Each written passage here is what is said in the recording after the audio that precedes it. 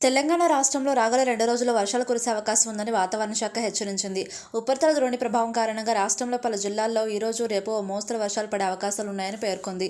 సాయంత్రం హైదరాబాద్ నగరంతో పాటు చుట్టుపక్కల ప్రాంతాలు, రాష్ట్రంలో పలు జిల్లాల్లో ఉరుములు, మెరుపులు, ఈదురుగాలులతో కూడిన వర్షాలు పడే అవకాశం ఉందని ఎల్లో అలర్ట్ జారీ చేసింది. గంటకు 30 నుంచి 40 కిలోమీటర్ల వేగంతో ఈదురుగాలులు వీచే అవకాశం ఉందని తెలిపింది.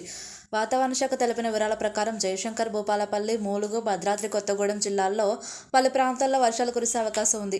అలాగే కొత్తగూడెం, ఖమ్మం, నల్గొండ, సూర్యాపేట, మహబూబాబాద్, వరంగల్, హన్మకొండ, జనగాం, సిద్దిపేట, యాదాద్రి భువనగిరి, రంగారెడ్డి, హైదరాబాద్, మేడ్చల్, మల్కాజ్గిరి, వికారాబాద్, సంగారెడ్డి, మెదక్, మహబూబ్ నగర్, నాగర్ కర్నూలు, వనపర్తి, నారాయణపేట, జోగులాంబ, గద్వాల జిల్లాల్లో కూడా పలు చోట్ల వర్షాలు కురిసే అవకాశం ఉందని ఐఎండీ హైదరాబాద్ శాఖ పేర్కొంది.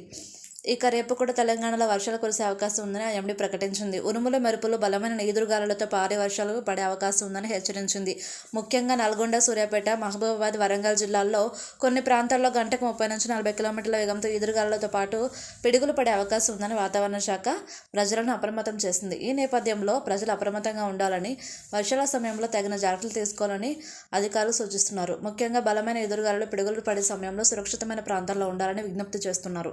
ఇదిలా ఉంటే మరోవైపు కొన్ని జిల్లాల్లో సాధారణం కన్నా ఉష్ణోగ్రతలు పెరుగుతాయని వాతావరణ శాఖ తెలిపింది. ఆదిలాబాద్లో 43.8 డిగ్రీల అత్యధిక ఉష్ణోగ్రత నమోదైంది. రాబోయే 3 రోజుల్లో తెలంగాణలో గరిష్ట ఉష్ణోగ్రతలు క్రమంగా 2 నుంచి 3 డిగ్రీలు పెరిగే అవకాశం ఉందని వాతావరణ శాఖ హెచ్చరించింది.